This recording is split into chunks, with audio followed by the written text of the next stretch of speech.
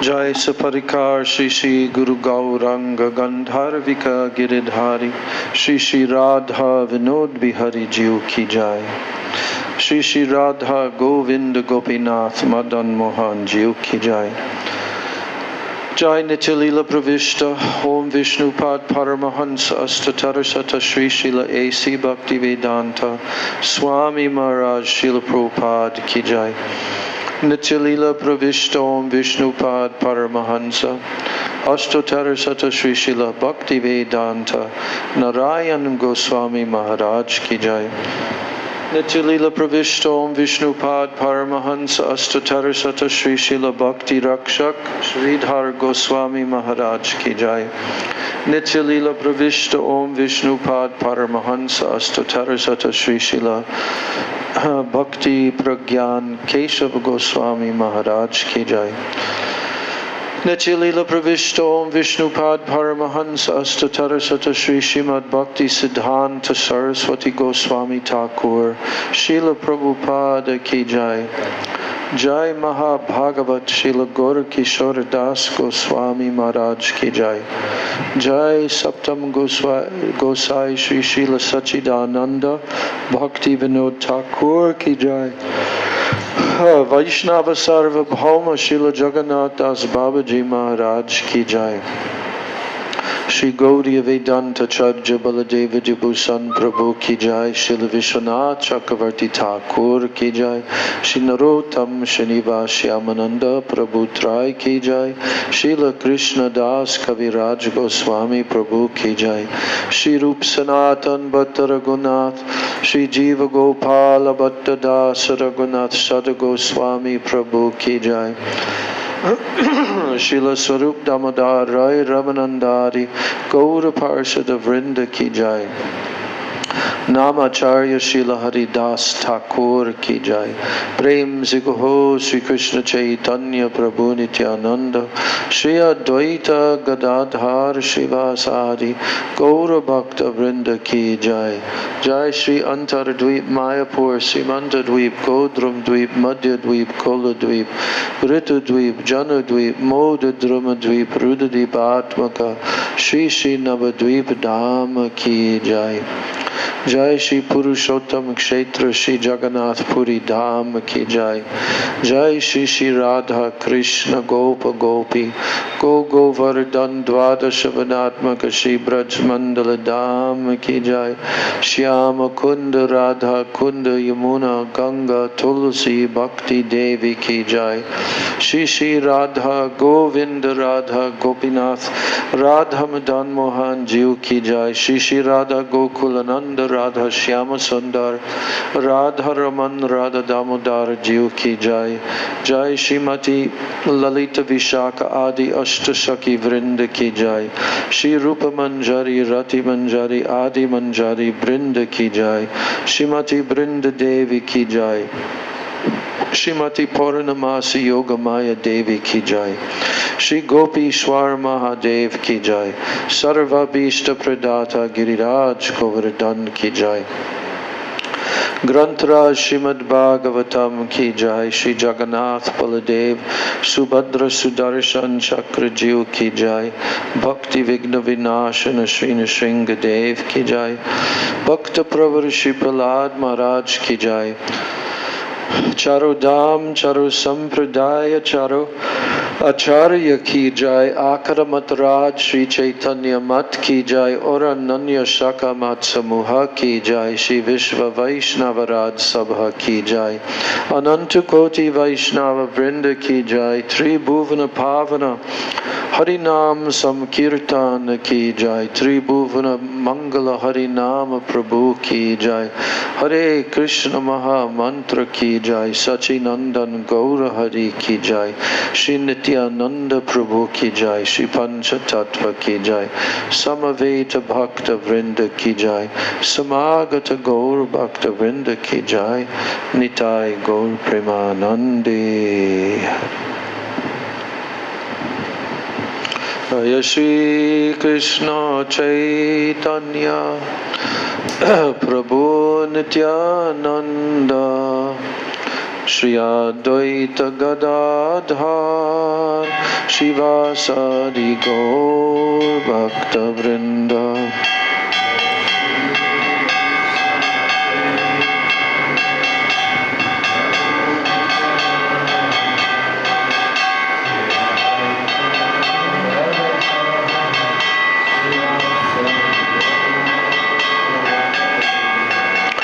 Jaya Shri Krishna Chaitanya Prabhu Nityananda Shri Advaita Gadadhar Shivasadi Gaur Bhakta Vrinda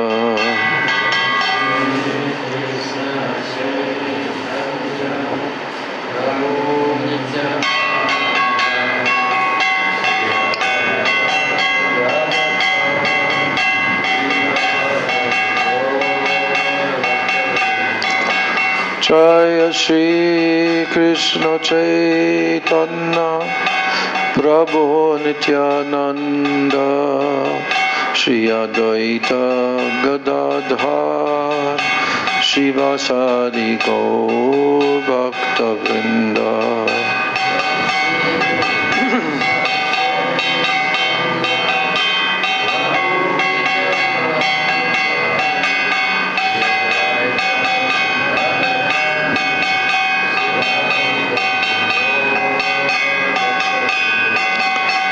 Hare Krishna, Krishna Krishna, Hare Hare, Hare Rama, Rama Rama, Hare Hare.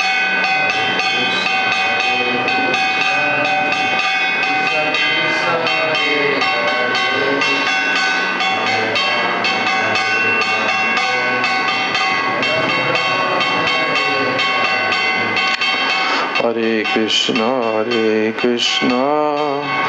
Krishna Krishna, Hare Hare, Hare Rama, Rama Rama, Hare Hare.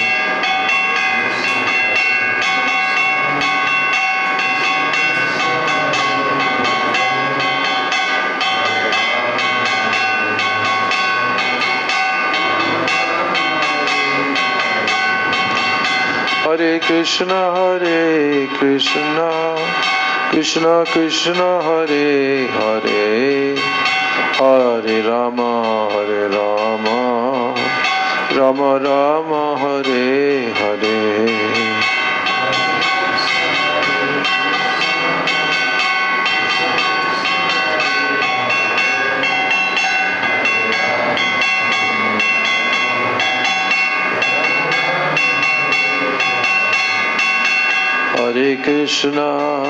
Hare Krishna, Krishna Krishna, Hare Hare, Hare Rama, Rama Rama, Hare Hare.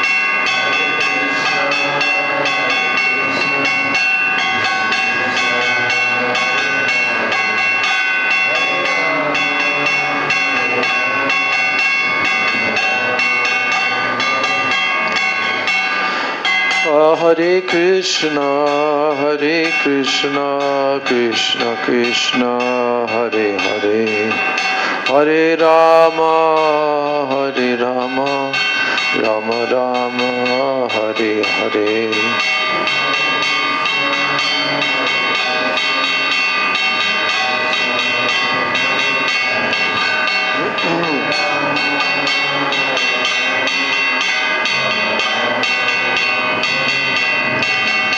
Hare Krishna, Krishna Krishna, Hare Hare, Hare Rama, Rama Rama, Hare Hare.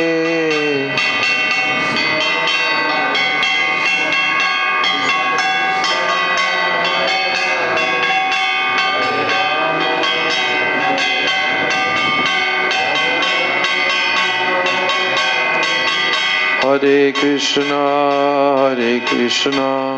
Krishna Krishna, Hare Hare, Hare Rama, Rama Rama, Hare Hare.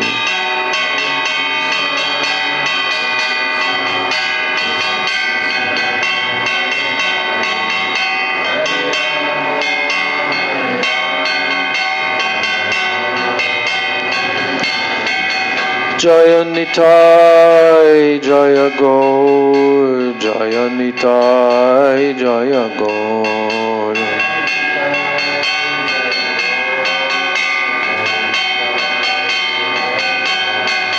Jaya Nitai, Jaya Gaur, Jaya Nitai, Jaya Gaur.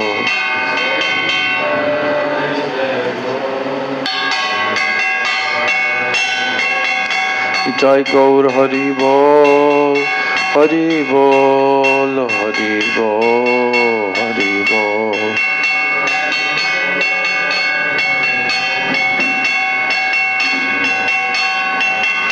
Nitai Gaur Hari Bol, Hari Bol, Hari Bol, Hari Bol.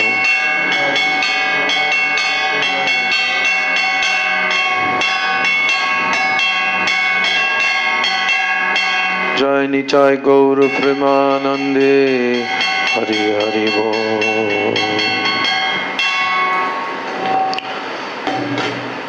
So now Tulsi is blocking my view of the devotees, of the very few devotees that are in the room.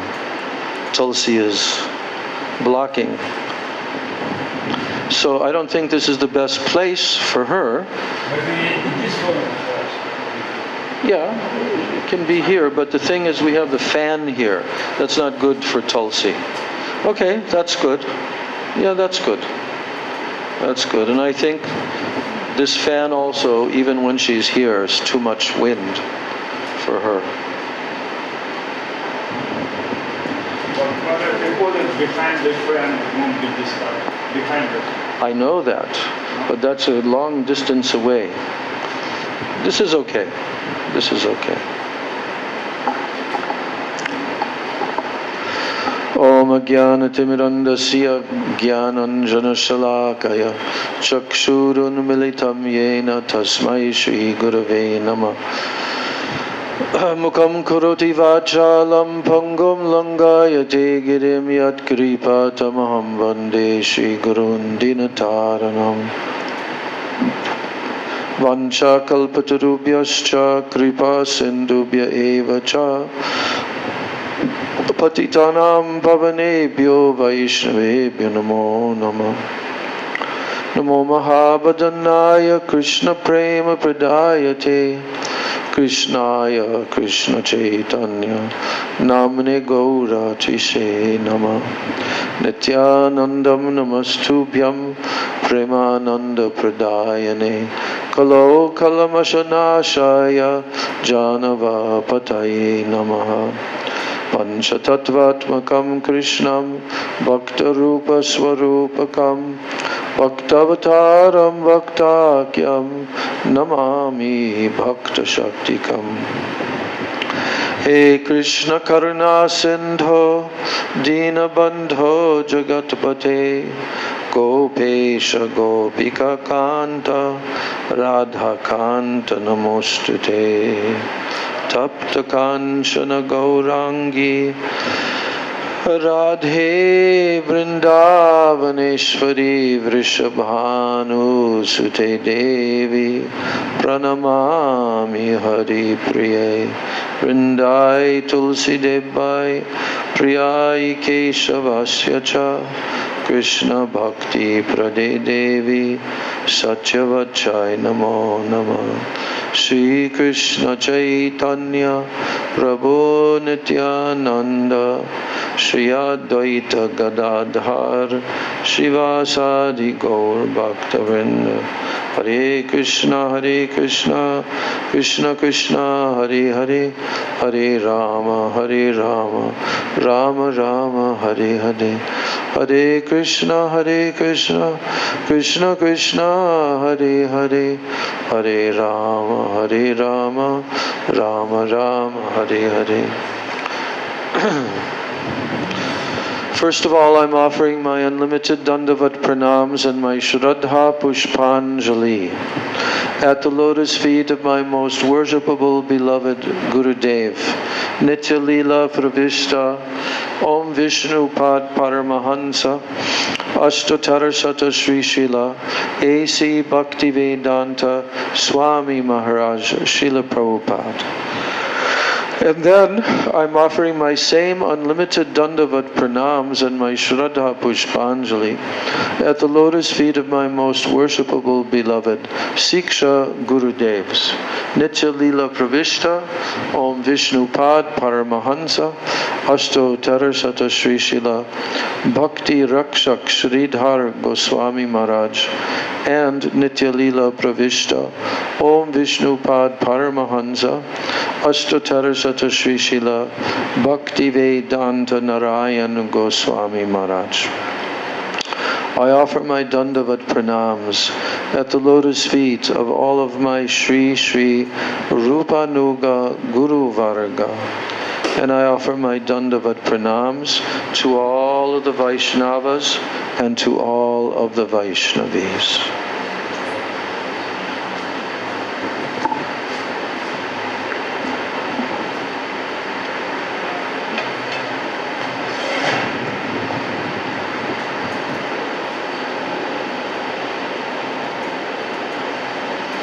We're continuing with reading Srila Bhaktivinoda Thakur's purport of the first shloka of Sri Manah-siksa. We are studying Manah-siksa, Instructions to the Mind, which is written by Srila Raghunath Das Goswami. So it is invaluable instructions for all sadhaks. But particularly it is invaluable instructions for the sadhakas who are now entering into adhikar, qualification for entering into Sri Raganuga Bhakti. So I'm reading the first shloka again.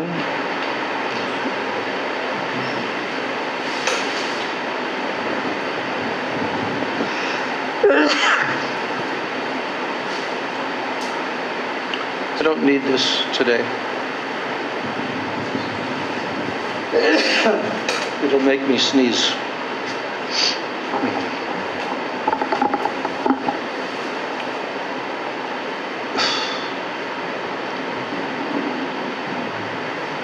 And this also. Turn down, turn down.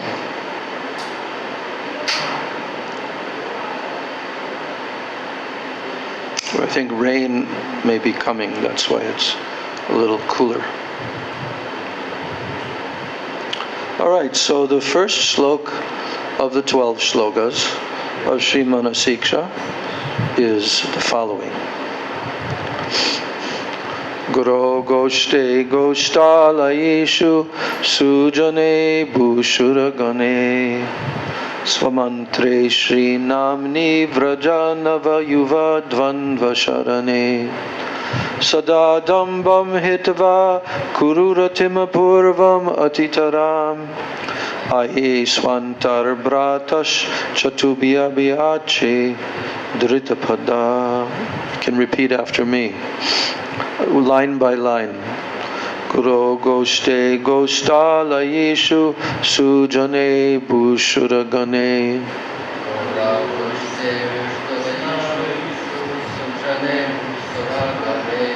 Svamantre Shri Namni Vraja Nava Yuva Dvanva Sharane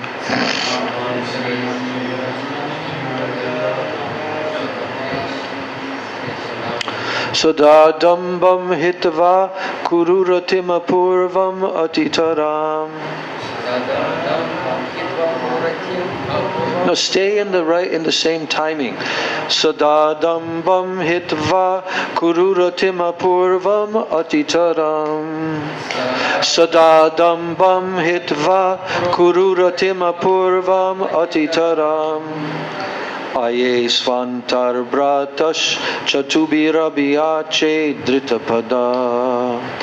Aye svantar bratash chatubirabiache dritapada. O my dear brother, my foolish mind, taking hold of your feet, I humbly pray to you with sweet words. Please give up all pride and quickly develop deep, loving attachment for the spiritual master, for Sri Brajadham, for the residents of Braja, for the Vaishnavas, for the Brahmins, for your Diksha mantras, for the holy names of the Supreme Lord, and for the shelter of Sri Sri Radha Krishna, the eternally youthful divine couple of Braj.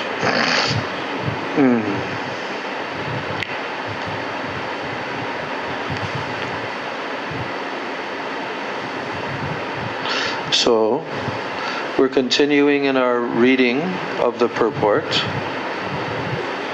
We have come to, first of all, Sri Guru, and then Sri Brajadham. Now we're reading the third of 8 different entities.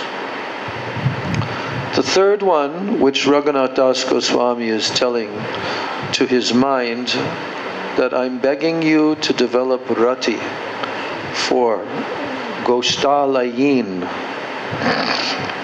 So Goshta means Sri Brajdham, and Goshtalayin means the residence of Vraja.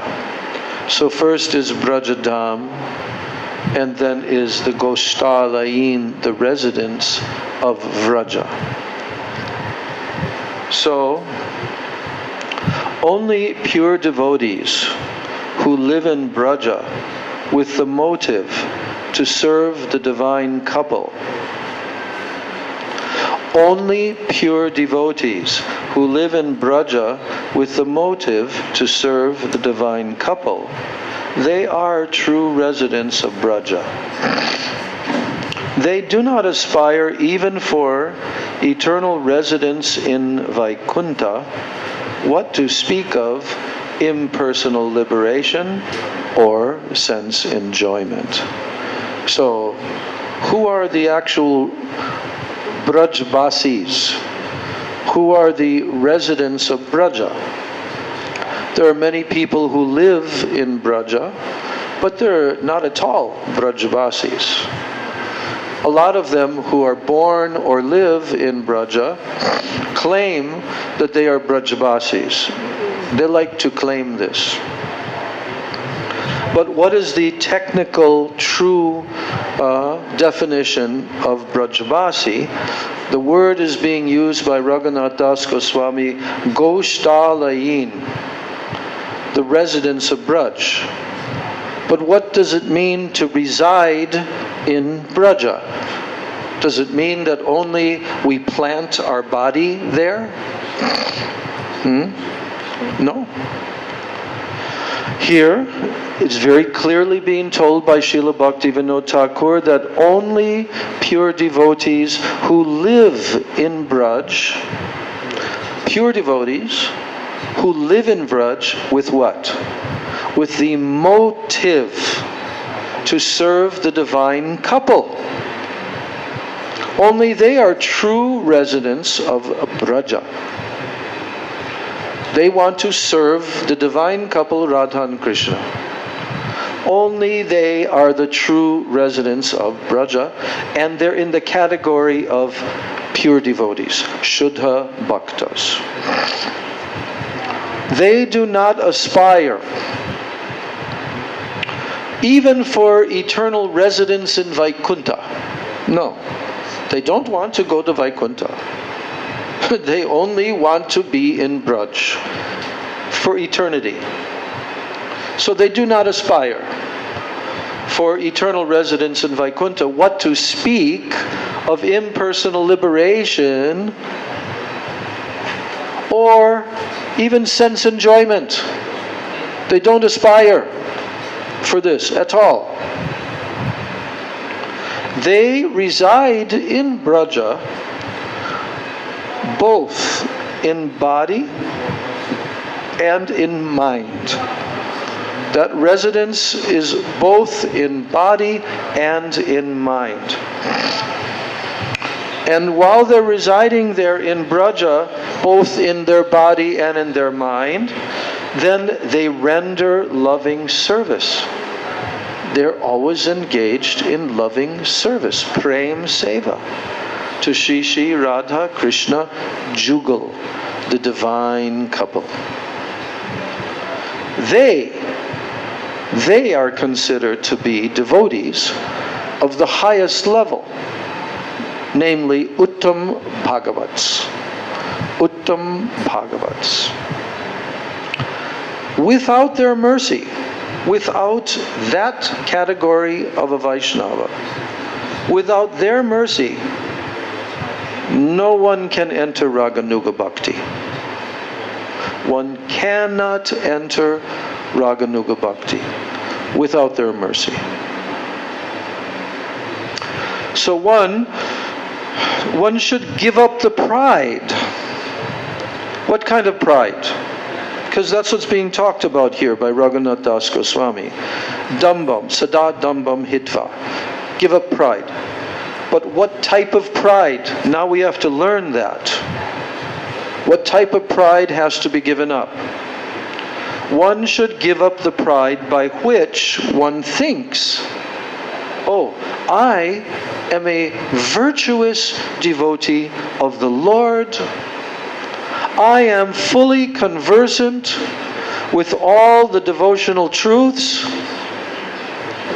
and I am not inferior to the residents of Braj in any respect. I'm reading it again. One should give up the pride by which one thinks, I am a virtuous devotee of the Lord.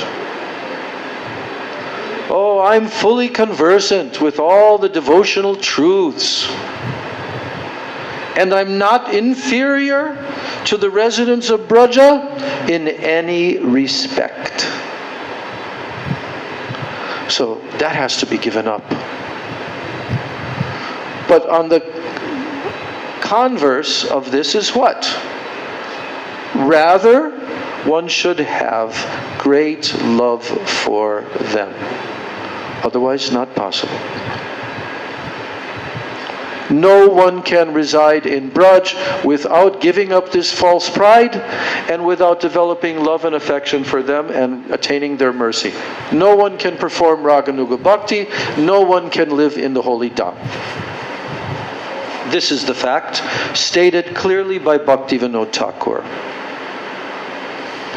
The next one, number 4, out of 8 different entities, the number 4 is called Sujan. Sujane Bushuragane. Sujan.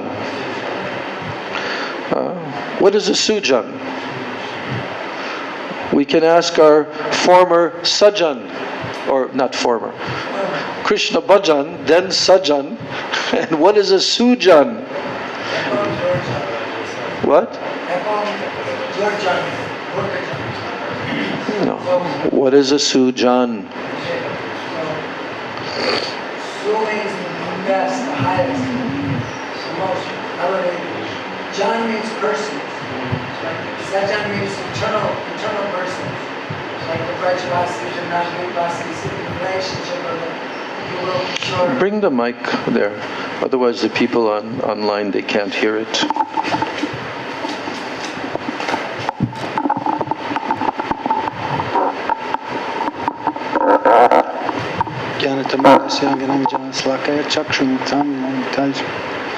Sujan. So Jan means persons. Persons. Like my name, Sajan. That means sometimes in Hindi it's called like ladies and gentlemen. Sajan like means gentleman. Or Jana, Sajana, Satjana, eternal associates of Nityananda Mahaprabhu, Radha and Krishna. Sujan means the most highest qualified. Like today it's Sugadam, very hot. So Sujan means the very most qualified and elevated associates of the Supreme Lord. Yes. Sujanar Buddharadita Pada Yugam Yuga Dharma Durandara Patravaram Varadabhayadaya Kapuja Padam Pranamami Sada Prabhupada Padam. Here Srila Bhakti Rakshak Sridhar Maharaj has used the word Sujan in this prayer to Bhaktisiddhanta Saraswati. Sujanar Buddha Aradita Padajugam. Here, Sujan means very, very elevated Vaishnava.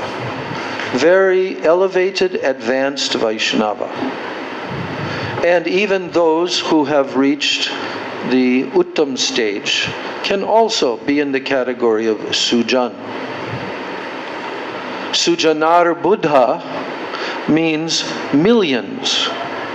Our Buddha means millions of such persons. Sujanar Buddha, millions of such persons. Sujanar Buddha Radita. Radita means they are worshipping. Millions of such exalted persons are worshipping Pada Yugam, the two lotus feet of you, O Srila Prabhupada. So here in this verse, Srila Raghunath Das Goswami, he has utilized the word Sujan after he uses the word what? Goshtalayin. So there are three different categories, each one becoming less and less in terms of their transcendental exalted status. So who are the topmost transcendental exalted personalities? They're Goshtalayin. They're the Goshtalayin, who live in Goshta, who live in the Dham, actually live in the Dham. We just read what Bhaktivinoda Thakur has said. They're serving Radha and Krishna Jugal 24 hours a day, in both their body and their mind. Now, why then does Raghunath Das Goswami go to the next verse, the next word, the next term is Sujan. So here, Sujan means Vaishnavas, the Vaishnavas. Sujanas, here's what Bhaktivinoda Thakur is telling about these.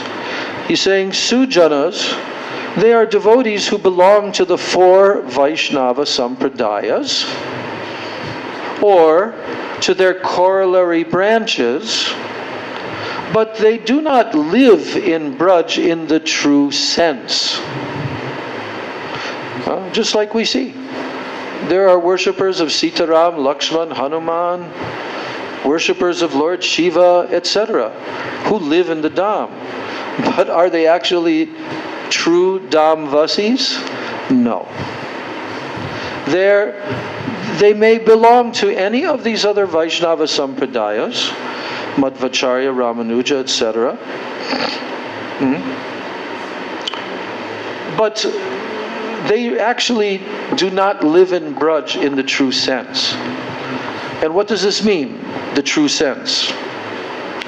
This means that although they may physically take up residence in Braj, but they do not serve Sri Radha Krishna Jugal with spontaneous attachment in the mood characteristic of Braj. They don't. But how should one regard these Vaishnavas? Srila Raghunath Das Goswami, he has mentioned them that one should have rati, affection. But more specifically, Bhaktivinoda Thakur is saying that one should not look down upon them, but one should have a respectful attitude towards them. They are intermediate devotees, Madhyam Bhagavats. So, Gostalayan, Sujan, now comes the third of the personalities who are living physically in the Dham. Number 5, Bhushuragan. Bhushura means what? Bhu means this earth. And Sura means like lords, lords of the earth. And who are they specifically? The Brahmanas. The Brahmanas who follow Daiva Varnashram, the Brahmanas who follow that, the Vedic system of social duty that is related to advancement in devotional life, and who are teachers. They're teachers of the Vaishnav way of life. Well, they are known as Bhusuras, lords of the earth. They are inferior devotees, Kanishta Bhagavats. So one should show affection to them also. In the Srimad Bhagavatam, within the context of the narration of King Nriga, remember that narration? So here the Supreme Lord Sri Krishna informs the residents of Dwarka. Vipram Kritagasamapi Naivam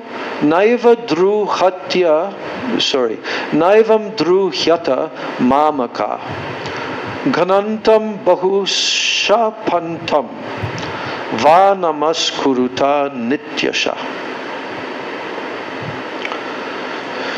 So Krishna is telling these words while he's in Dwarka. He's telling them to his relatives.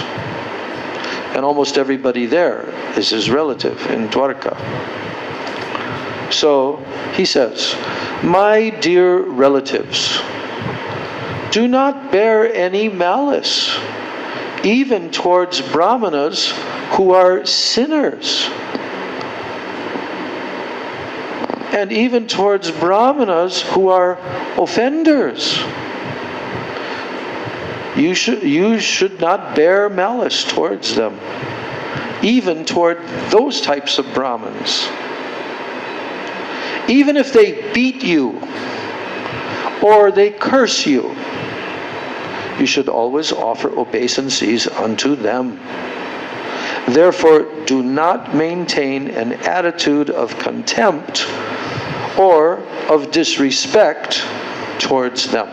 That's Krishna's instruction in relation to the story of King Nriga and what happened in the story of King Nriga. Maharaj, please enlighten us. Maharaj likes this story.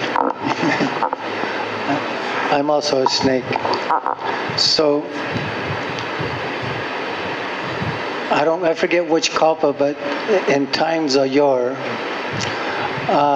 there was a very exalted and pious king named Nriga. And he specifically was very fond of giving in charity. He was very opulent and very wealthy, and he gave much of that wealth away to poor and to the brahmanas, to different sadhus. He did so many things and so many beneficial pious activities he gave in charity. So he'd given like thousands of cows to one brahmana and to many brahmanas. But one of these brahmanas had a fenced-in area for his cows, and one of the cows that he was given by King Nriga wandered back into the place where they were before in King Nriga's cows. No, it was to another Brahman's area. No. Then King Nriga gave his cows again to another Brahmin. Oh, okay. Then he gave his cows to another Brahmana, Yeah. And then the other Brahmana noticed, hey, that cow you have was given to me. No, it was just given to me by King Nirga. No. So he cursed King Nirga. King Nirga said, oh, I'm very sorry. It must have wandered back into my pasture and I gave it to someone else. I'm very sorry. I will give you thousands of cows instead of the cow I gave that was a mistake to give someone else. He said no. Therefore I will curse you. So he cursed him to become a lizard. But he was very fortunate because one day Krishna was wandering in the forest with his cows and cowherd boys, Balaram. Krishna dressed in beautiful yellow garments with a peacock feather in his hair and lotus eyes and carrying a flute, and Balaram with his blue cloth and just like Krishna, only in light color, carrying a bugle. And they came to a well, and then they noticed in the well, way down deep, was a lizard, and it was stuck. It couldn't get out of the well. So Krishna, I forget how, but he helped that lizard out of the well, and then the lizard manifested in effulgent form, and he told Krishna and Balaram and the cowherd boys that before I was a king, and that story that I've just narrated. But he was very fortunate because he got the association of Krishna, Balaram, cowherd boys, and such transcendental association. Gaur Premanandi. So he was freed from the curse of the Brahmanas. So in relation to that story, this verse that we just read, spoken by Krishna himself, is warning the residents of Dwarka. Do not bear malice, even toward the Brahmins who are sinners or offenders. Even if they beat you or they curse you, you should always offer obeisances unto them. Therefore, do not maintain an attitude of contempt or of disrespect towards them. So let's discuss this topic a bit. Let's discuss this topic, because this is a very far-reaching topic and very relevant for us to understand. So, what is a Brahmana?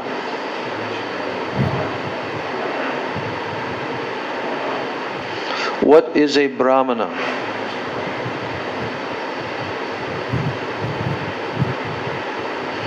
Achyuta, what is a Brahmana?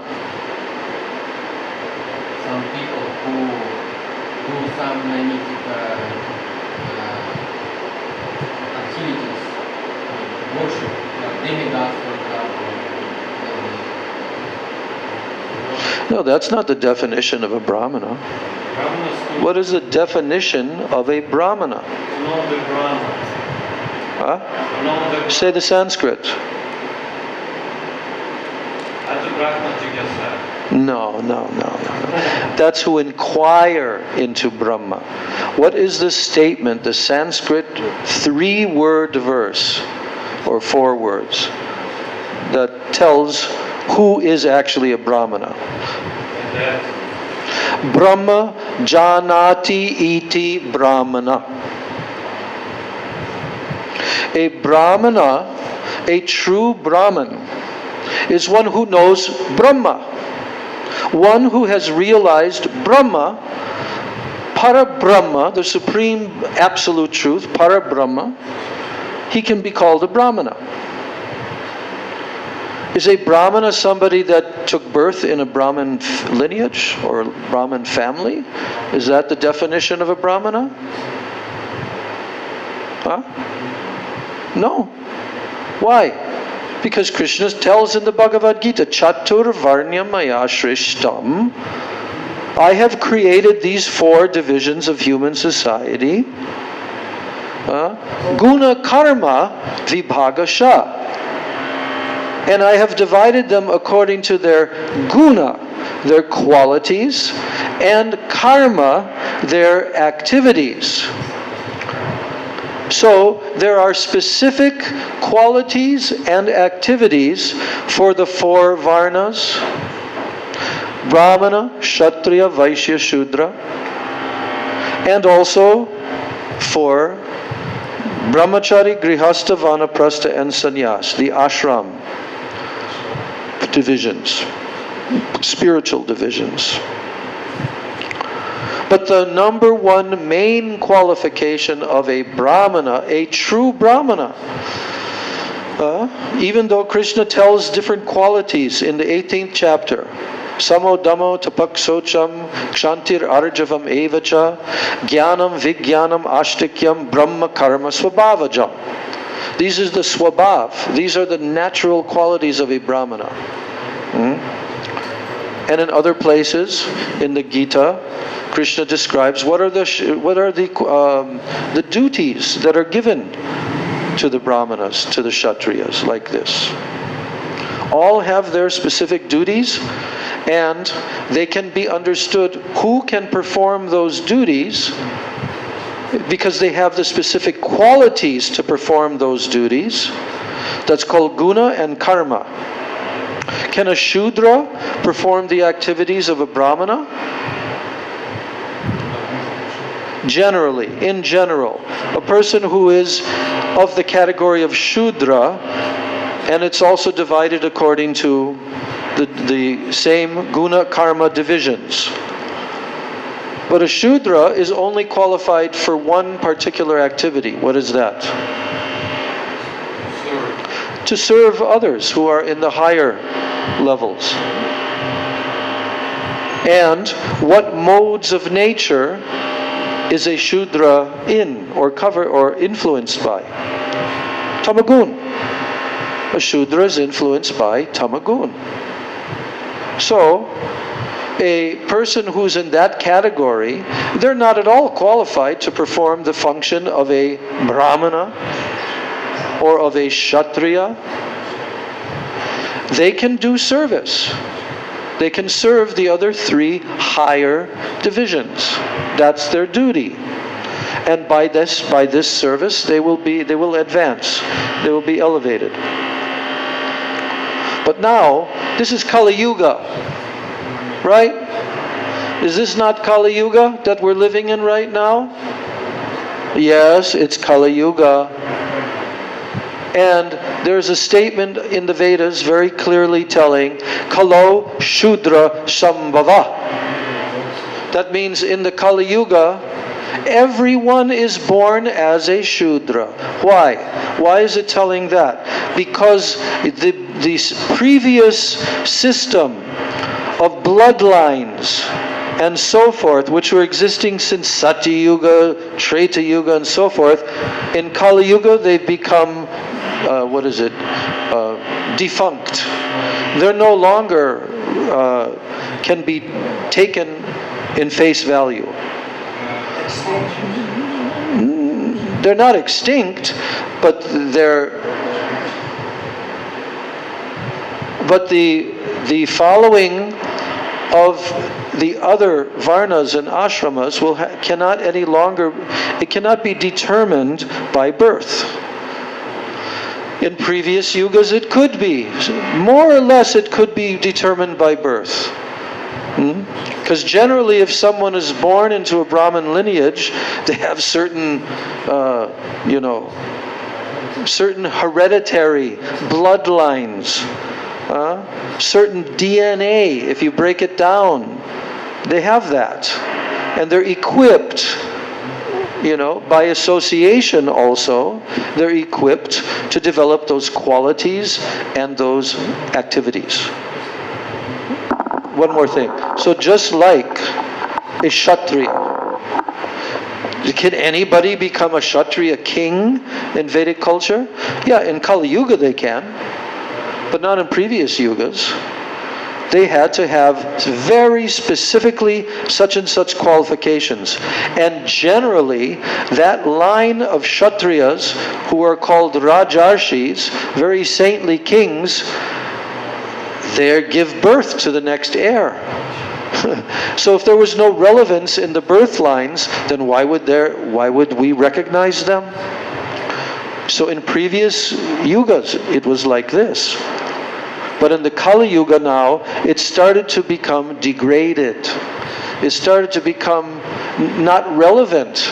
That if you're born as a Brahmana, that you're automatically considered a Brahmana.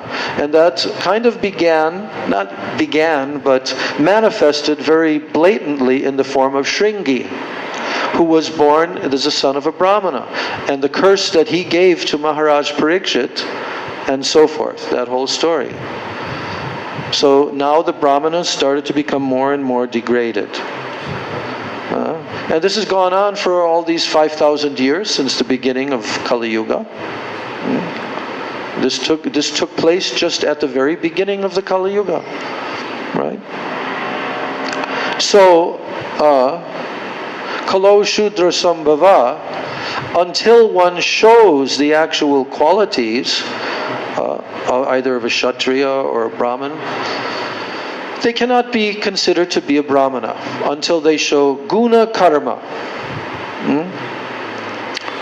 And so this is the problem in the Kali Yuga. As the centuries roll by, more degradation, and like this.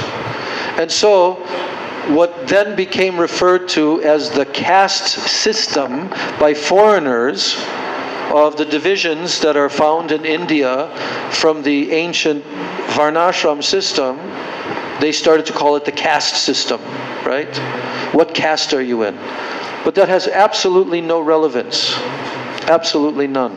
However, in society, it's still looked upon as being completely true and relevant. Oh, he's born in a Brahmin family, you see.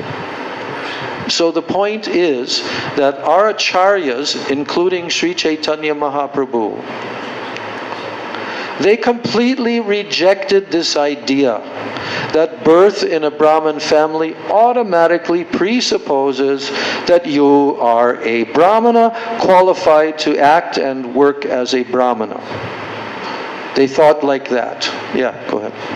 Srila Prabhupada gives the example, if I'm born in a family and my father and maybe even my mother also are doctors, that doesn't qualify me that I can, when I grow up, I can open up a practice and function as a doctor. I have to go to a medical school like they did and be qualified.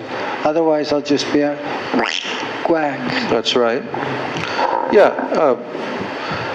Prabhupada also uses the example, if one is born as the son of a high court judge, then he has some possibility, because of association, to develop such and such qualities. That we can definitely see. By association, one can become advanced or one can become degraded, both in material qualities as well as spiritual qualities. So association is a very important factor. By taking birth in a family where the association is very advanced spiritually, of course, this is what we aspire for also. Very, very high birth with very high qualifications and high samskaras and so forth. Because through that, one will have the opportunity for very advanced sadhu sangha. Okay, so this is necessary. But the point that our acharyas, they have not accepted that only those born in a Brahmin family are qualified to become actual Brahmanas. Otherwise, why did they give Diksha? Why did Srila Sanatana Goswami give in the Hari Bhakti Vilas all the different rules and regulations for Diksha? Never it is mentioned that you're born in a Brahmin family. Never. That you're born in such and such a family. Never it's mentioned. That's the qualification. So therefore, it became a very, very controversial and revolutionary thing that our current modern acharyas, they completely rejected this caste system of brahmanas and so forth, because it was very obvious that they were becoming completely degraded in so many different ways. So then Srila Bhaktisiddhanta Saraswati Thakur began to give initiation. Is he the first one to do that in our Acharya line? No. How about Narottam Das Thakur? How about even some of the 6 Goswamis? Did they only give initiation to those born in Brahmin families? Giving Diksha to them? No. So the determining factor, who is a Brahmana? Because here Krishna is talking about Brahmanas, and he's talking about being very careful not to offend them, or not to bear malice against them. That one should always maintain an attitude of respect. Should offer obeisances, even if they're sinful, even if they're sinners and they're offenders. Krishna is saying. And even if they beat you or they curse you, you should always offer obeisances unto them. So, but what is the real qualification? Brahma janati iti brahmana. That's the real qualification. That someone is highly advanced, highly realized what is Brahma, para Brahma. So that is the real qualification of a Brahmana. He has realization of Brahma. And according to his level of advancement, his realization is of a certain depth, and then more deep, like that, until Maha-bhagavat, full, perfect realization of Bhagavan. So, but this is being mentioned by Raghunath Das Goswami in relation to how, in my mind, you should have rati, you should have affection.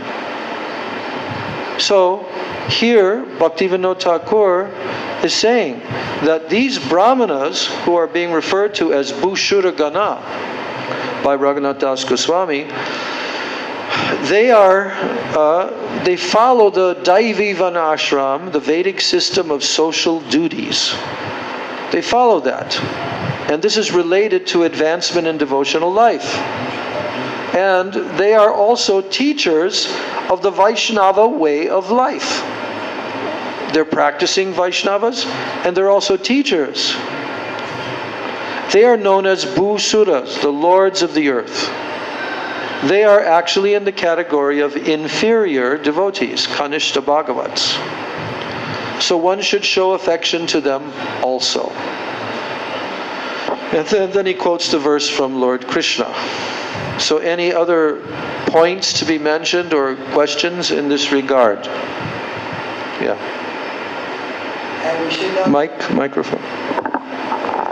It's also important to know that a Vaishnava is automatically considered a Brahman. Yes, good for mentioning that.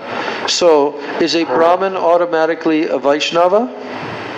A Brahman automatically, that means he's a Vaishnava? No. There are many, many Brahmanas who are simply worshippers of demigods, worshippers of Shakti, Lord Shiva, and so forth. So a Brahmana is not necessarily a Vaishnava. But if a person is an actual Vaishnava, then he's automatically a Brahmana. And this is the reason why Srila Sanatana Goswami has written the verse which describes the meaning of the word Diksha. Divya Jnanam Tato Dadyat Kuryat Papasya Sangshaya. Forgot the next line. Divyam Jnanam Tato Dadyat Kuryat Papasya Sangshayam.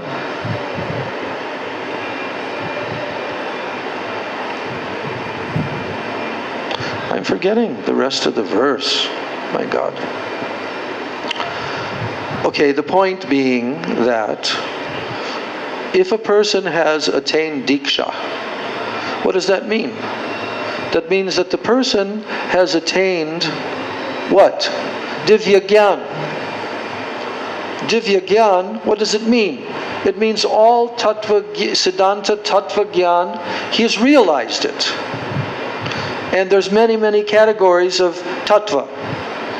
but he has realized Tattva Siddhanta, the conclusion of all revealed truths that are given in the Vedas through the disciplic succession, the Guru Parampara. Real Diksha means realization of that. And ultimately, what does it mean? It means you realize your eternal spiritual identity. And Ksha means Kshapayati, means that all of one's chain of sinful and pious reactions that have kept him here taking birth again and again in the material world, they become gradually completely stopped, terminated.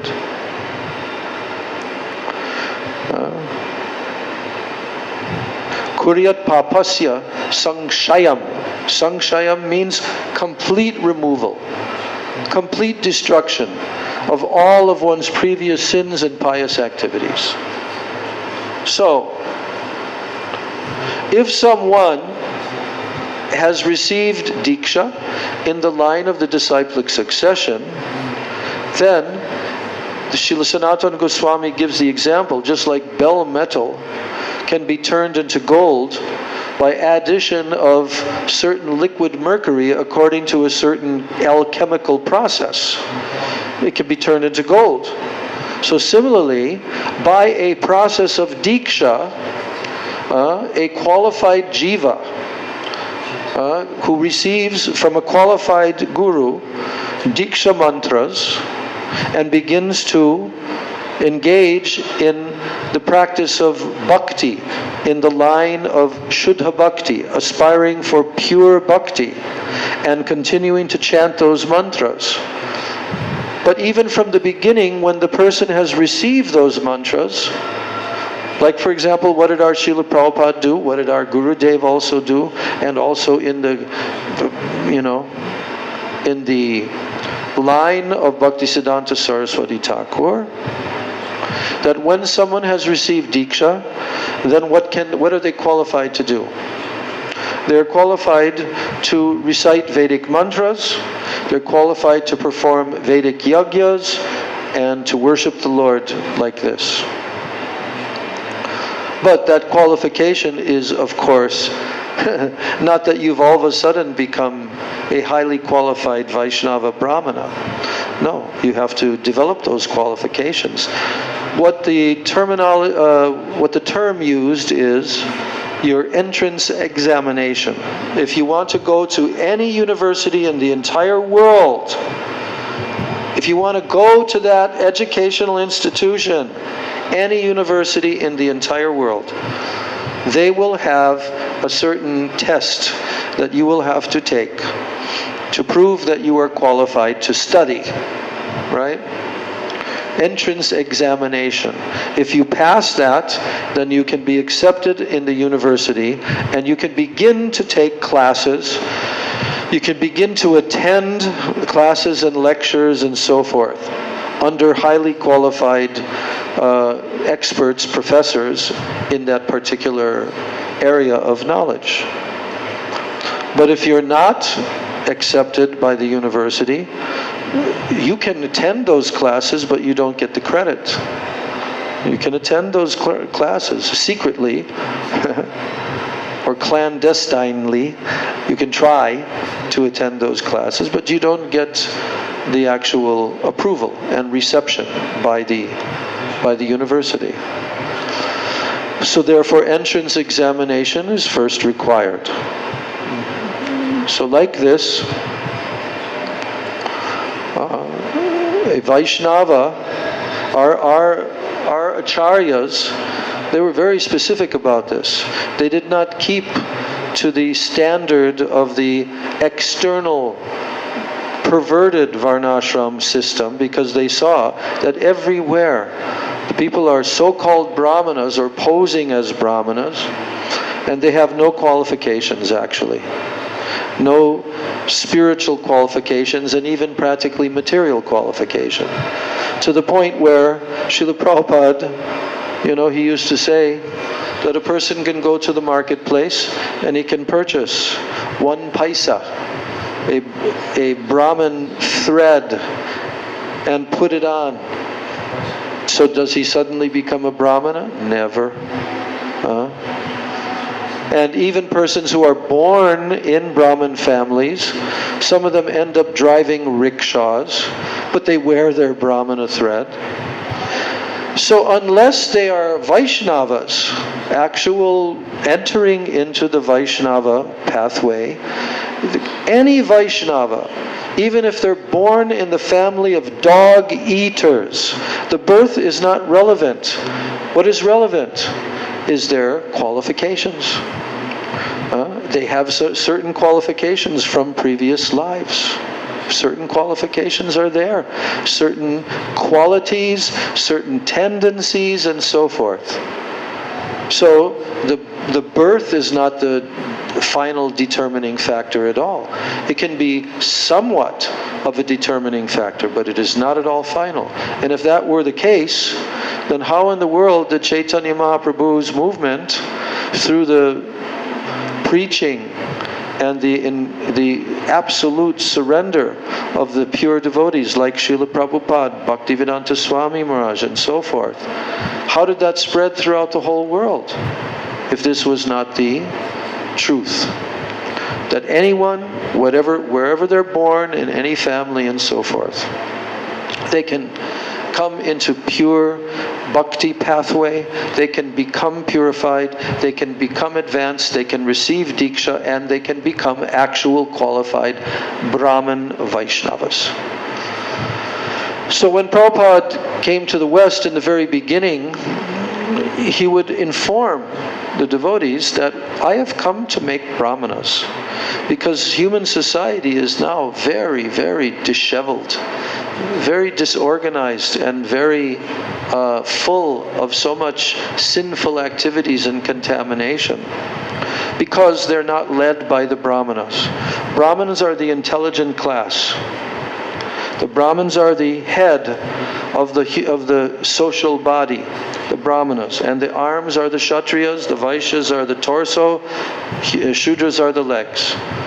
So without a head, nobody can function. If your arms or your legs are amputated, you can still function. So in this way, the necessity of understanding what a Brahmana is important, but especially the necessity of understanding what is a Vaishnava. So you know, Bhaktisiddhanta Saraswati Thakur, he prepared a very wonderful lecture that he delivered, I think in the city called Dinajpur, here in West Bengal, where Srila Bhaktivinoda Thakur, he was not well physically, his body was ill, and he told his son, at that time he was a younger personality, he told him that you will have to go and represent me, because we are being invited to come to a huge conference where there will be hundreds of Brahmanas and hundreds of Vaishnavas, and a huge gigantic audience, and there will be a debate. And the debate is concerning the topic, who is superior, the Brahmanas or the Vaishnavas? So that was the first time publicly that Bhaktisiddhanta Saraswati Thakur addressed such an audience. First time. They knew that he's the son of K. Daranath Datta, Srila Bhaktivinoda Thakur, but this is the first time they're hearing him. And luckily, that lecture was kept and translated from Bengali into English, and we have the book. The book's title is On Brahmins and Vaishnavas. That's the title. I have it in Vrindavan. Very amazing. And we understand that when Srila Prabhupada Bhaktisiddhanta Saraswati Thakur arrived there, and he was given his opportunity to speak after various others had already spoken. And there were also very erudite and very highly advanced personalities who were accepted by all as being the judges in this conference. They would judge who has actually succeeded to show with all relevant evidence, quotations from Shastra, and who has defeated which party, So Bhaktisiddhanta Saraswati Thakur began to speak in the morning time and addressing the whole conference. And he first of all put forward that actually the Brahmins are superior. Brahmins are in the highest position. And then he began to quote from so many different Shastras and to quote the exalted qualities of the Brahmanas and why they are worshipable and so many things. And as he was speaking, he spoke at least for 3 or 4 hours without stopping. And the Brahmanas, they really thought, wow, he's proven it now. We've won. Our position has been proven to be in this topmost superior position. But then they adjourned because they had a second part in the afternoon period. So when Srila Bhaktisiddhanta Saraswati Thakur came back, he began to continue where he left off. He had completed in the morning glorifying the Brahmanas.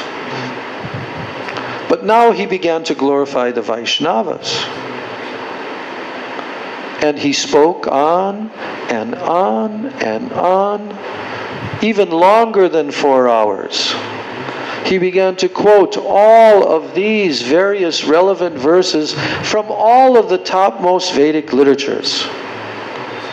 And as the time was moving on, the Brahmins' faces drooped. Their smiles turned into, pouting or whatever. And they kind of understood, now he's really proven. So anyway, that's how I heard it, the narration of this story, but it was, absolutely, unanimously decided that he had proven without a shadow of a doubt that all the Shastras support that the Vaishnavas are far superior to the Brahmins. So, as was mentioned, a true Vaishnava who has highly realized, who is a topmost Vaishnava personality, he's automatically a Brahmana. Why? Because he's realized Brahma. He has realized Brahma. And he's living, he's consciously living in pure bhakti 24 hours a day, worshipping Krishna, Radha and Krishna, Mahaprabhu. So when Bhaktisiddhanta Saraswati ended his second half, the whole crowd stood up and they were just swept away in ecstasy, and all were clapping and just they were announcing Jai, Jai, Jai.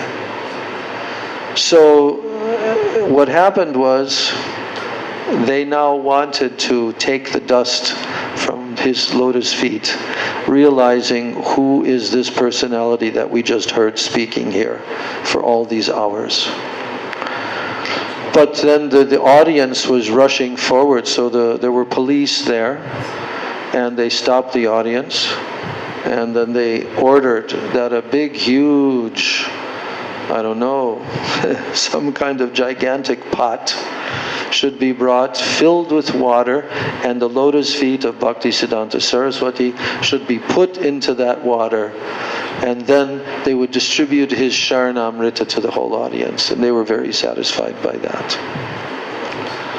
So in this way, we do hear that even in the Kali Yuga, there are quotations that in the Kali Yuga, the demons are even taking birth in so-called Brahmin families in the Dham. There are statements in Shastra verifying this fact. What to speak of Bhaktivinoda Thakur clarifying and stating that some persons who appear to look like Vaishnavas, but they have the tilak, they have the thick tulsi beads and so forth, but are they actually Vaishnavas? Servants of Krishna? No, they're Kali Chelas. They're servants of Kali. And so this is how everything becomes more and more and more degraded. So anyway, this is the Danya Kali Yuga, and the holy Dham of Sri Vraj Dham, Sri Navadvip Dham, Sri Jagannath Puri Dham. These are actual dhams, the topmost dhams of all tirthas and holy places. So therefore, they're worshipable, and those who reside in the dham, they try to give proper respect. It's a little challenging sometimes, especially when you go to places like Varshana and there's harassment from the Brahmin pandas and so forth, like this. But still we should offer respect. Nevertheless, we've actually witnessed our Gurudev, when they try to approach him, that he walks out of the temple and they walk after him, but he just ignores. So we should be careful, but especially with those who are living the life of Vaishnavas, even if they're not advanced Vaishnavas, even if they're in the category of Kanishtas, they may be born into these caste Goswami families and so forth. So we should always respect them. Yeah. Even Chaitanya Mahaprabhu, when he was touring South India, it mentions in the Chaitanya Bhagavat how he entered into temples. I forget if it was Nishringa or the place where Vishnu's lotus feet are. I forget, but he was harassed by. It explains that he was harassed by the Brahmanas and the Pandas. Even Mahaprabhu. That was in Gaya. When he went to Gaya. No, but he was also very tolerant of them and very amicable towards them. All right, so we're just going to continue on here for about 25 more minutes. The sixth item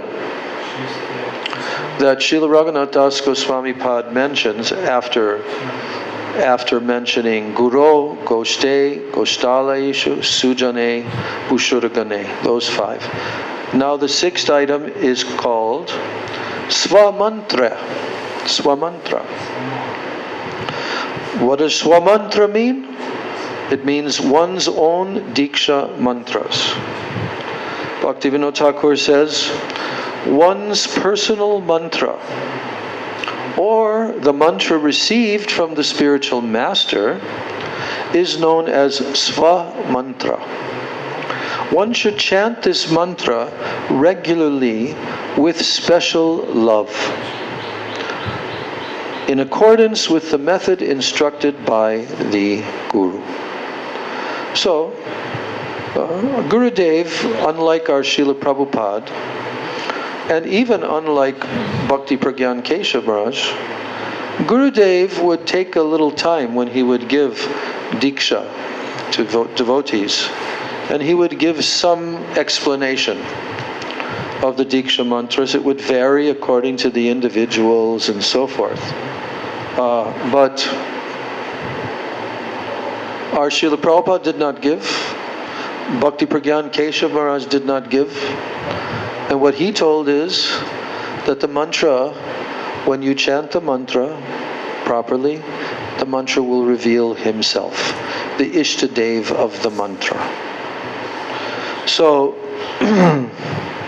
but of course there are descriptions in Bhajan Rahasya, Bhaktivinoda Thakur, how to meditate while chanting the mantra, what to think of, what mood to have, mood of prapatti, sharanagati, surrender, like this. But especially there should be love. Love for who? For the deity, for the worshipable deity that you are worshiping by chanting the mantra. Yes, there should be a mood of love and devotion. So, one should have rati for one's Diksha mantras. And then comes the seventh item, which is Sri Harinam. So, this is not a big mystery for us. What is Sri Harinam? Here Bhaktivinoda Thakur is explaining Sri Hari, Sri Krishna, Govinda, Gopinath, Radha Kanta, and so on. These are all the principal names of the Supreme Lord. These are the principal names of the Supreme Lord. Hari, Sri Govinda, Govinda, Gopinath, Radha Kanta, and so on. What do you need? I was just asking for some water, and I don't want her to get up. No, she can bring it to you. That's all right. She can bring it. She just bow down in front of the cameras. That's all.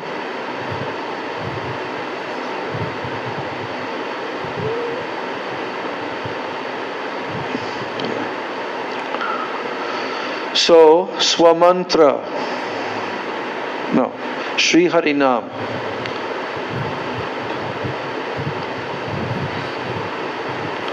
Drink, Maharaj Ji. Now she went because she probably touched her mouth to the bottle. So therefore she didn't want to give you that bottle. So now she's gone to get some other. So, Sri Harinam is the seventh category. And here, first of all, Bhaktivinoda Thakur is telling that Sri Hari, Sri Krishna, Govinda, Gopinath, Radhakanta, and so on, these are the principal names of the Supreme Lord. Whereas Patita Pavana, Paramatma, Brahma, and so on, these are his secondary names. Only the principal names should be chanted. Especially what? The Mahamantra. We can all say together, Hare Krishna, Krishna Krishna, Hare Hare, Hare Rama, Rama Rama, Hare Hare. So this mantra, consisting of 16 names, it is called the Maha Mantra for deliverance in Kali Yuga. So therefore one should perform japa and kirtan of this mantra with love. So, not like certain apasampradayas tell, oh no, you should not sing out loud. You should not sing this Mahamantra out loud, only in japa. This is so bogus. Mahaprabhu himself told everyone to chant the Mahamantra in kirtan, demonstrated it himself. His followers demonstrated this. And all of a sudden somebody comes along and said, no, you're not supposed to chant. Even this is being propagated by some caste Goswami lines in Vrindavan. Don't chant the Mahamantra out loud. Bogus. So, but this is just a tiny, there's a lot more to be heard about each one of these items, and that we will be hearing in the course of reading this Sri Manah-siksa. Now, finally we come to the eighth item. Braja Nava Yuva Dvandva Sharane. So Braja Navayuva Dvandva. What does that mean? Dvandva. Dvandva means couple. Braja Nava Yuva Dvandva. The divine couple of Braja, which is none other than Shri Shri Radha and Krishna. The divine youthful couple of Braja. So, but at the end of this statement, Vraja Nava Yuva Dvandva, comes the word Sharane. What does Sharane mean? Sharan. What does Sharan mean? It means to surrender and take shelter of. Sharan means shelter. So, here Bhaktivinoda Thakur says surrender means to take complete and exclusive shelter at the lotus feet of the eternally youthful divine couple, Jugal Kishore, Shri Shri Radha Krishna. That's what surrender means. What does it mean? To do what? What does surrender actually mean? In a concrete way. What does surrender actually mean? Huh? That means surrender. What does Sharanagati mean? What did we just hear Bhaktivinoda Thakur telling? He says surrender means to take complete and exclusive shelter at the lotus feet of who? Of the eternally youthful divine couple, Jugal Kishore, Shri Shri Radha Krishna. This is what surrender means. So, Srila Bhaktivinoda Thakur has stated in his song, which is entitled Sri Radha Nishta, from his book titled Gitavali. So he has said there, Radhikar Dasi Jadi Hoy Abhiman Shigrai Milai Taba Gokula Khan. So what is the meaning of this? Radhikar Dasi Jadi Hoy Abhiman. What does the word Abhiman mean? Abhiman. What's the meaning of the word Abhiman? Conception. Conception of what? Of oneself. Self-conception. Sometimes there's Deha Abhiman. Yeah, but it's all pertaining to the self. Abhiman means conception of one's self. False ego. Sometimes the word false ego is given as a translation of Abhiman. Gurudev explains Mic. Just leave the mic up. You don't have to take it up and take it down each Gurudev, time. in this context, once said, like, Abhiman, like the residents, the Brajbasis, they have an Abhiman that Krishna took birth, but they have an Abhiman, like, there's an Abhiman that, in fact, he's named Abhimanyu. There's an Abhiman that that Radharani is married to someone else, and his name is Abhimanyu. So in this world, that person takes a real form. So there's an Abhiman of all the Brajbasis. Yeah, we've heard Gagachari even say he's the Supreme Lord, but we don't accept it. He's just our darling Lala or friend or like well, that's true. But what is that based upon? Don't go up and down. Just put it to the side. Just put it to the side. Or put it out in front of you. Because actually that wears down these gears if you do that. If you don't loosen it when you take it up and down, it wears away at these gears that are inside of here. So, what is the Abhiman of a Brijavasi? That Krishna is my beloved. it's their own relationship with Krishna. When you say there's an Abhiman in Goloka Braj, that Krishna took birth from the womb of Mother Yashoda, although it's not outwardly, did not actually happen, right? But there's an Abhiman. But that's in relation to their relationship with Krishna, that he's the son of Mother Yashoda. And that is their self-conception. So anyway, the word Abhiman is being used here in this song by Bhaktivinoda Thakur, that if you can develop the Abhiman,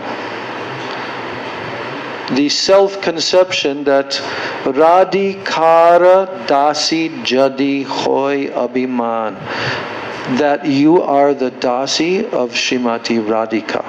Ultimately, this whole Manah-siksa is to develop this Abhiman, that you are the Dasi of Srimati Radhika.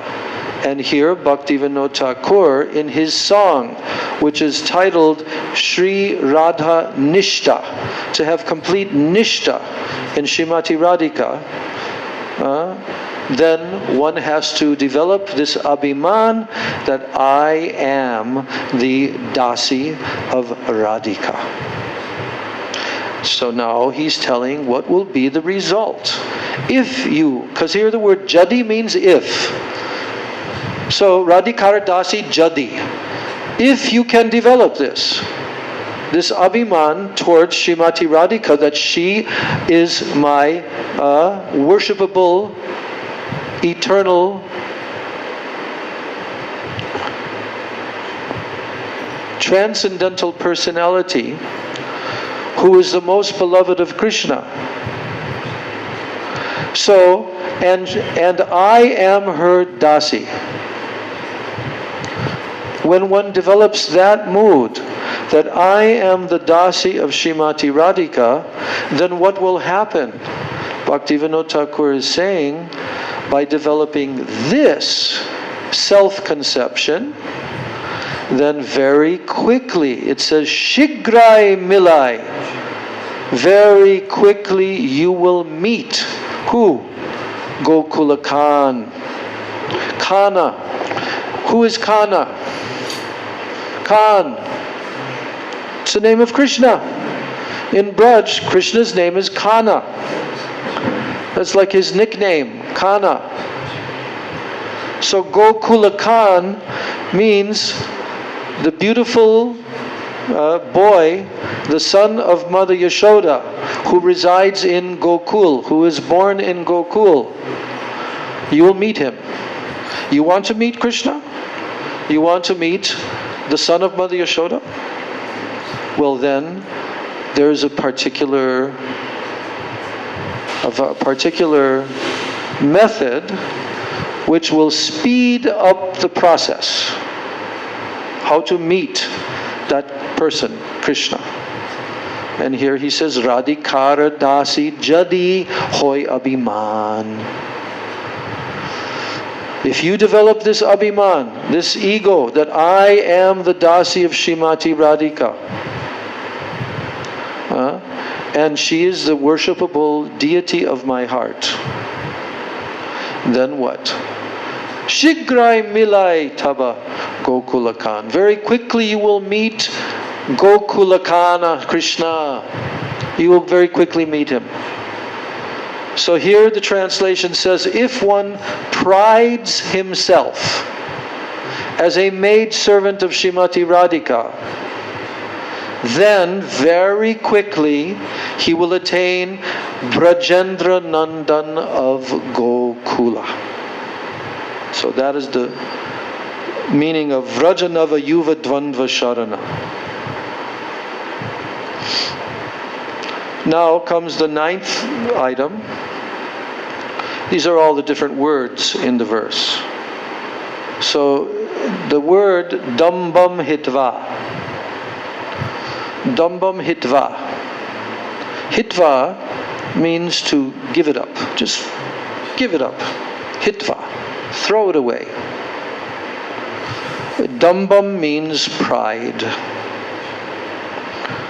Now, here Bhaktivinoda Thakur very carefully explains what are these elements that cause this false pride.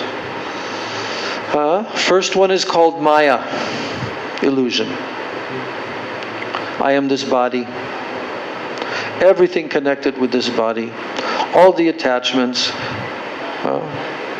Second element is deceit. Deceit means chala. Chala means to cheat and deceive. Chala. Third one is kapatata. Kapatata means hypocrisy. You're a hypocrite. You're outwardly showing one thing, but internally another. Then comes ignorance, avidya. Then comes kutilata, or kutilata. Kutilata means dishonesty. Dishonesty. And then comes shatata. Shatata means depravity. Depravity.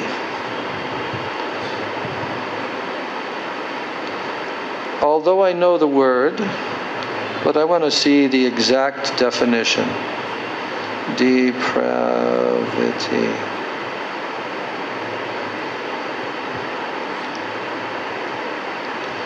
Okay.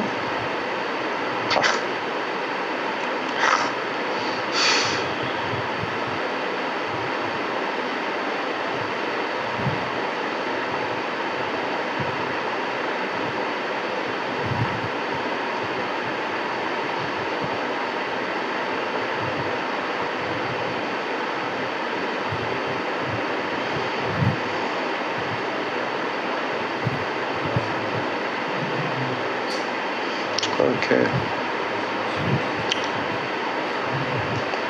So, depravity means moral corruption, depraved. It's similar to the word deprive, but it's a different meaning entirely. Moral corruption and also wickedness. That's called depravity. Now we see that everywhere, especially in political circles, such depravity is going on. Also, the innate corruption of human nature. So what is an example of depravity? This goes beyond the mere bad behavior. It goes beyond that. It is a total lack of morals, of values, and even regard for other living things, like the depravity of a serial killer. So Bhaktivinoda Thakur is telling, where is it?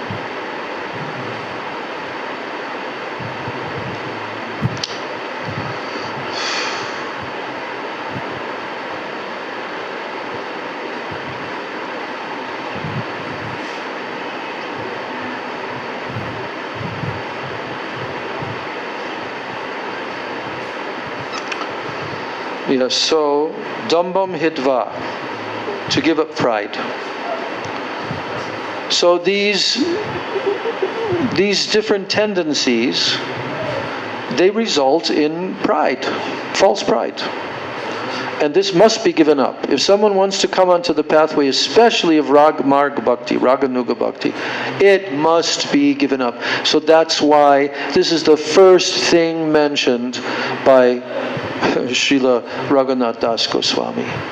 Sada dambam hitva. Always give up pride. And what is this comprised of? Illusion, deceit, hypocrisy, ignorance, dishonesty, and depravity. These are all different aspects of pride. So these are not good things, are they? But yet we see that everyone has false pride to one degree or another. Now in the cultivation of bhakti, Bhaktivinoda Thakur is saying, in the cultivation of bhakti, all desires and all aspirations in the mind other than those which increase one's pure love for one's most worshipful deity, for one's Ishtadeva, all of these are known as kapatata, hypocrisy. Oh, not such an easy thing to give up hypocrisy. Why? Because in the cultivation of bhakti, all the desires, all of the aspirations that are in the mind, which are not the proper aspirations and desires, such as those which increase one's pure love for one's worshipful deity. Any of those other aspirations are called kapatata, hypocrisy. Now the influence of avidya, ignorance, avidya, the influence of avidya increases when there is a predominance of what? Fruitive activity. What is fruitive activity? Searching, acting, trying to get material sense enjoyment. Selfish interest, material sense enjoyment. This is fruitive activity. It may be very sophisticated, such as karma, kandya, worshipping demigods, this, that. But for every jiva who's a conditioned soul in this world, they have avidya, big time. They don't have vidya. So therefore they're chasing constantly after this illusory so-called pleasure of the material senses and the sense objects in this world. So this is called kapatata. It is hypocrisy.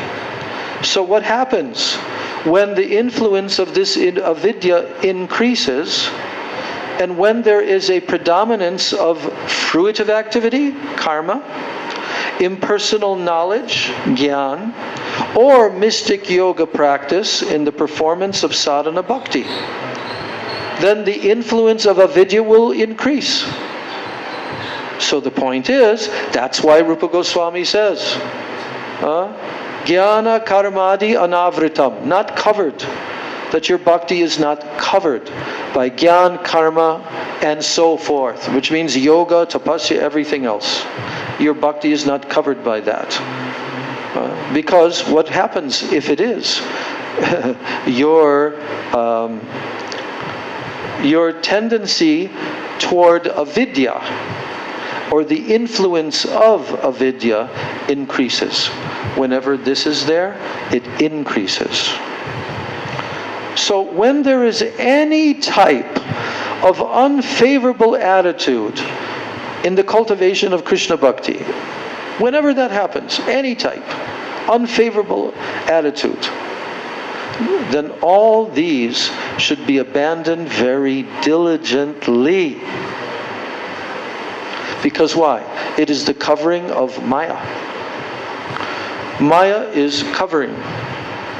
So they must be abandoned very, very diligently when anything is unfavorable attitude to the cultivation of Krishna Bhakti. It's the covering of Maya.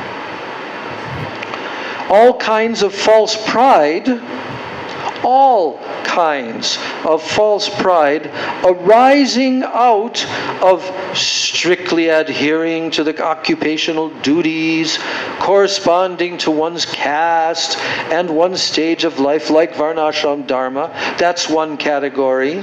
False pride automatically arises when these things are there.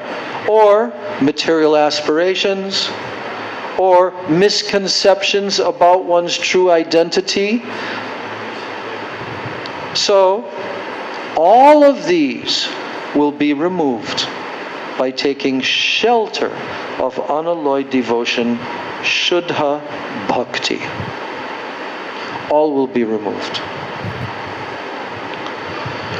This Manah-siksa, we haven't barely begun it yet, but it's full of very vivid, lucid descriptions given by Raghunath Das Goswami and instructions to his own mind. My dear mind, give this up, give this up, give this up, one category after another after another. But in each case, he's giving the solution. In each verse, there's about 4 verses or 5 verses that are mentioning that this has to be given up, this has to be given up. But he's telling how to give it up in each one of the verses. That's going to be a very interesting study for us as we progress in our reading and study of Sri Manah-siksa. So that is the conclusion of today's class. We'll continue. Today is Thursday. We will continue on Sunday. Gaur Premanande, Hari Hari Bo. Any questions or comments? Yes, I have a question. Because there is two times said Chala and two times Chala and Kultivata. Chala and Kultivata is almost the same, the stones. And life and the stones is like the same. Well, first of all, Chala means to cheat. Chala Bhakti Dushana Rama. In that song about Kali Kukur Kadan Jadi Chauhe, at the very end of the song, then Bhaktivinoda Thakur says, Chala Dushana, what is it? Chala Bhakti Dushana Ram. Dushana means one who completely destroys this tendency toward Chala Bhakti, cheating, deceitfulness. Deceitfulness has a tendency to want to try to cheat someone. But there's a difference between that tendency of wanting to portray yourself in a certain way, but actually you're cheating. Huh? Because kutilata means dishonesty. There's a big difference between dishonesty and cheating tendency. They are different than one another. So dishonesty means that you don't have truthfulness inside of you. You don't have this essential quality of truthfulness. And if you don't have truthfulness as an essential quality, then how are you going to become a Brahmana? Because a Brahmana's qualities are satyam, socham. Satyam means truthfulness, socham means cleanliness or purity. You know? So, this is why this is in 2 different categories being mentioned. Any other question or comment?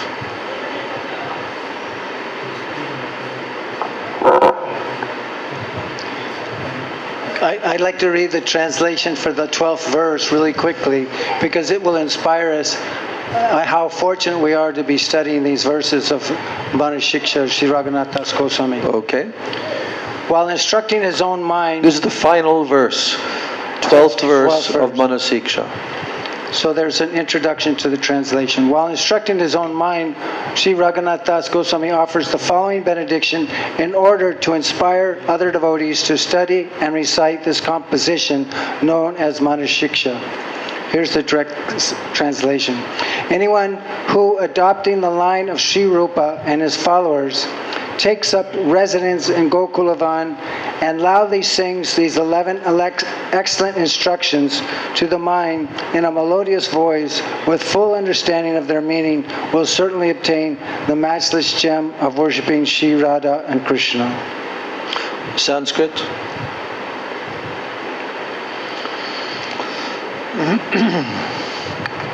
Daikadarsha varam etam madhuraya gira gayatyuchai samadhigata survahari.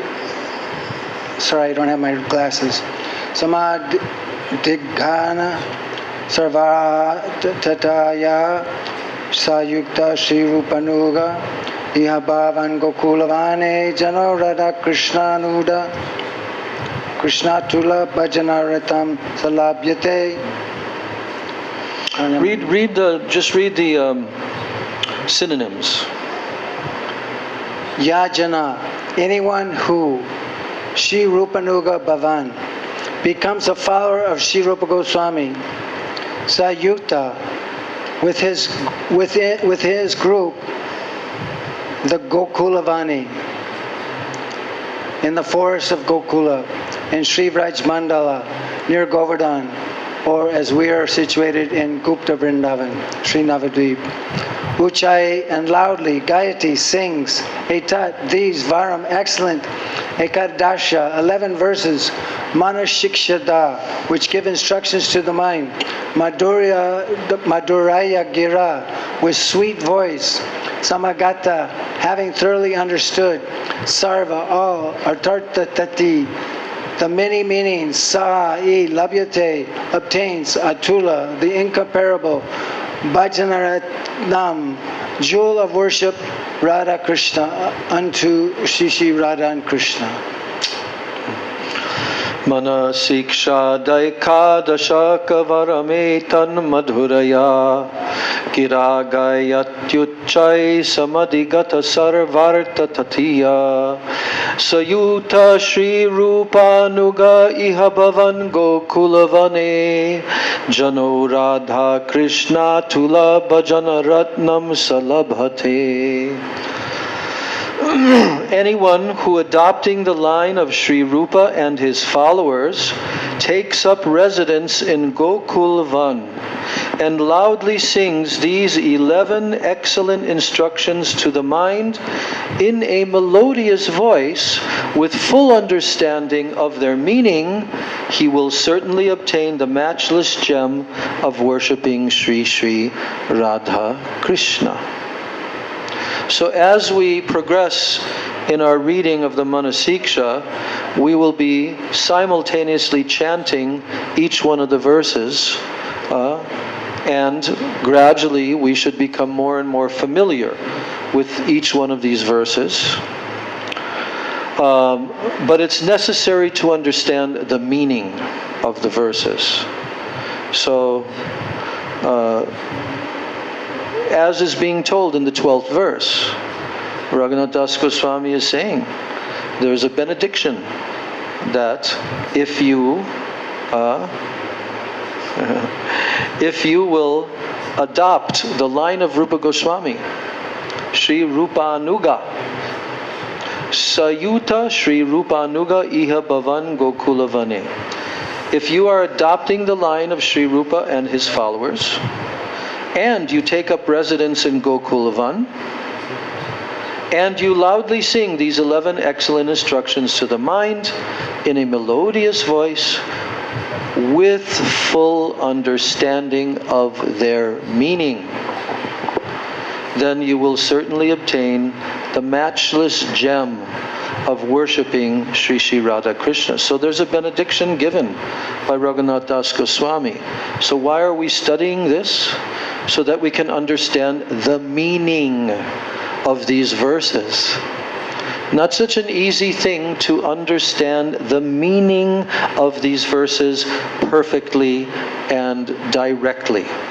So that is why we are studying the book and the commentaries of Bhakti Vinod Thakur and our Gurudev Srila Bhaktivedanta Narayan Goswami Maharaj, so that one day we can memorize all these verses, we can remember them, and we can recite them with understanding of the meaning, even if we're just reciting the Sanskrit. But this is what is required in order to recite stotras, prayers, and different stavas and stutis and so forth. This is essential to understand the meaning of each and every Sanskrit word. Otherwise, it's like a parrot. You're just repeating the sound. But we should learn these shlokas and the meaning of each and every word in the shloka so that we can also explain it to others. Otherwise, it's what is the use? So it's very essential that yes, living in Vraja and taking up residence in Gokulvan, being in the line of Rupa Goswami, loudly singing in a melodious voice, but with full understanding of the meaning of each and every shloka. Then one will certainly obtain the matchless gem of worshipping Sri Sri Radha and Krishna in Braj. Pretty good, huh? Good deal? Good deal. Only 12 verses. It's a good deal. You don't really have to do that much. If you concentrated on this, you could probably memorize one shloka per week by telling it again and again and again, studying the synonyms and so forth. So in 12 weeks, you'd be able to follow the instruction of Raghunath Das Goswami by singing each and every one of these verses and completely obliterating all the competition who are not singing. But guess what? You get to take part in the benediction that Raghunath Das Goswami has given. So this is a matter of striving. This perfection will not happen just by memorizing a shloka or two. No. You have to understand the deep meaning of it, and you have to recite that shloka from the heart, understanding the meaning and the prayer that is there within the shloka. And then it's real stava stuti. Otherwise it's like external, you know. Okay, done for today. Gaur Premanande, Hari Hari Gaur Hari Bol. Bo, Gaur Hari Bo. You want to take kartals or gong? I'll play the mridanga and we will complete Or clash.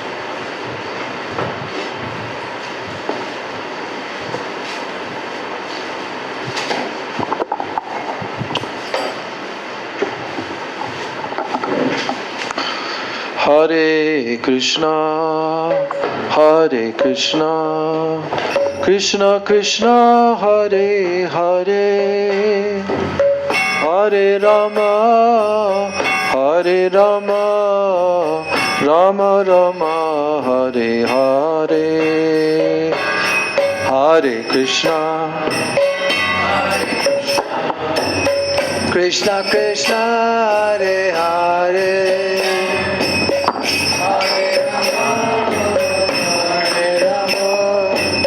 Rama Rama, Hare Hare.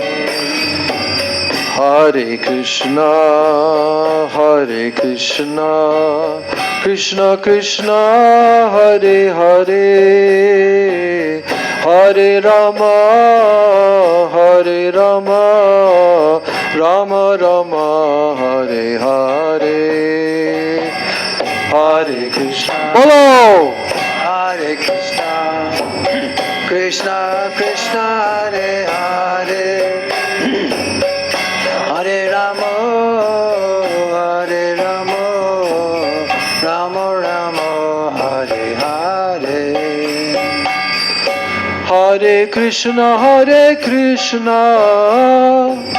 Krishna Krishna, Hare Hare, Hare Rama, Hare Rama, Rama Rama, Hare Hare. Hare Krishna, Krishna Krishna, Hare Hare, Hare Rama, Hare Rama, Rama Rama, Hare Hare. Hare Krishna, Krishna Krishna, Hare Hare, Hare Rama, Hare Rama, Rama Rama, Hare Hare. Hare Krishna, Krishna Krishna, Hare Hare. Hare Rama, Hare Rama, Rama Rama, Hare Hare. Hare Krishna, Krishna Krishna, Hare Hare, Hare Rama, Rama Rama, Hare Hare. Hare Krishna, Krishna Krishna, Hare Hare, Hare Rama, Rama Rama, Hare Hare. Hare Krishna, Krishna Krishna, Hare Hare, Hare Rama, Rama Rama, Hare Hare. Hare Krishna, Krishna Krishna, Hare Hare, Hare Rama, Rama Rama, Hare Hare. Hare Krishna, Krishna Krishna, Hare Hare, Hare Rama, Rama Rama, Hare Hare. Hare Krishna, Krishna Krishna, Hare Hare, Hare Rama, Rama Rama, Hare Hare. Jaya Radhe, Jaya Krishna, Jaya Radhe, Jaya Krishna. Jaya Radhe, Jaya Krishna, Jaya Radhe, Jaya Shri Krishna. Jaya Radhe, Jaya Krishna, Jaya Radhe, Jaya Krishna. Jaya Radhe, Jaya Krishna, Jaya Radhe, Jaya Shri Krishna. Jaya Sachinanda, Jaya Gaura Hari, Sachinanda, Jaya Gaura Hari. Jaya Sachinanda, Jaya Gaura Hari, Sachinanda, Jaya Gaura Hari. Gaura He, Gaura He, Gaura He, Gaura He. Gaura He, Gaura He, Gaura He, Gaura He. Nitai Gaura Hari Bol, Hari Bol, Hari Bol, Hari Bol. Nitai Gaura Hari Bol, Hari Bol, Gaura Hari Bol. Nitai Gaura Hari Bol, Hari Bol, Hari Bol, Gaur Hari Bol. Nitai Gaura Hari Bol, Hari Bol. Hari Bol, Hari Bol. Jai Shri Shri Nitai Gaur Premanande, Hari Hari Bol. Shri Manah-siksa ki jai, Shri Raghunath Das Goswami Pad ki jai, Srila Sachidananda Bhakti Vinod Thakur ki jai, Ananta Koti Vaishnava Vrinda ki jai, Samagata Gaur Bhakta Vrinda ki jai, Nitai Gaur Premanande. Hari Hari Bol.